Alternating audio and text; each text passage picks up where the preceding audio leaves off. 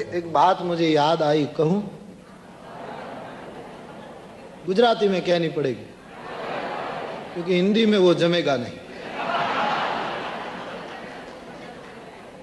गुजराती भाषाना अमुक शब्दों बहुत अद्भुत है।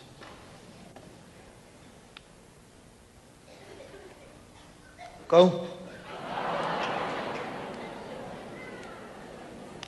જરાક આમ સુદર્શન છે, કડવી દવા છે, પણ હા,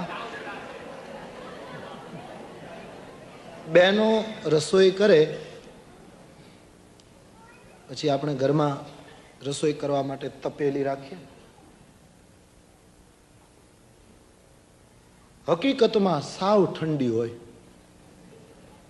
તો એ ગુજરાતી ભાષામાં એને તપેલી કહેવાય.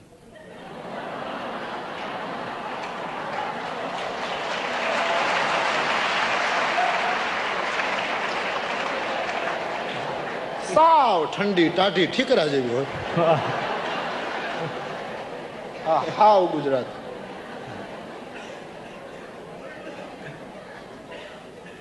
આપણે દૂધ ગરમ કરવું હોય, તપેલીને જરાય ગરમ કરવી ન હોય, પણ એ કારણ વગર તપેલી.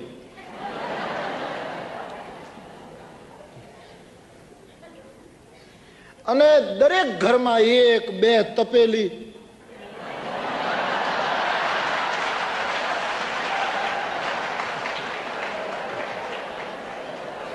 બહેનો મને માફ કરે હા ભાઈ.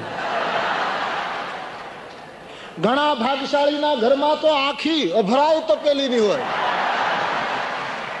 સાસુ તપેલી, વહુ તપેલી, નણંદ તપેલી, આખા ઘરમાં બધું તપેલું જ હોય.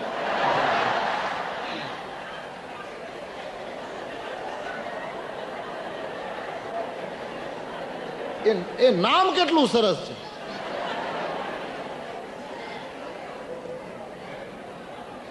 તમે દૂધ ગરમ કર્યું, હવે તમારે દૂધની જરૂર છે, તપેલી કારણ વગર તપી, તો કરવું શું?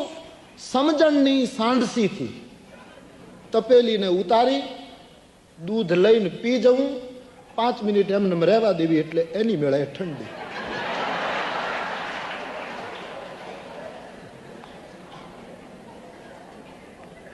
બહેનોને એમ થશે કે મારું કીધું એવું નથી, તપેલા હોય છે.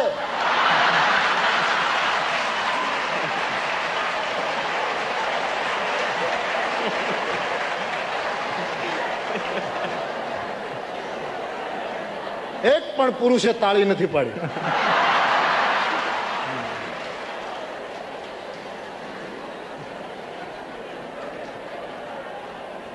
વારા પછી વારો અને મેં પછી ગારો. બધો સૌનું આવે, તપેલાય હોય. પણ ફરક શું તપેલી અને તપેલામાં? તપેલા તો બિચારા વાર તહેવારે તપેલા હોય, બાકી તપેલિયું તો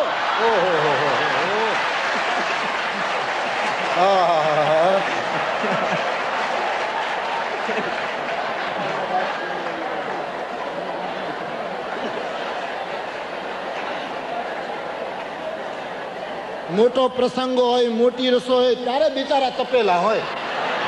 બાકી આ તો 24 કલાક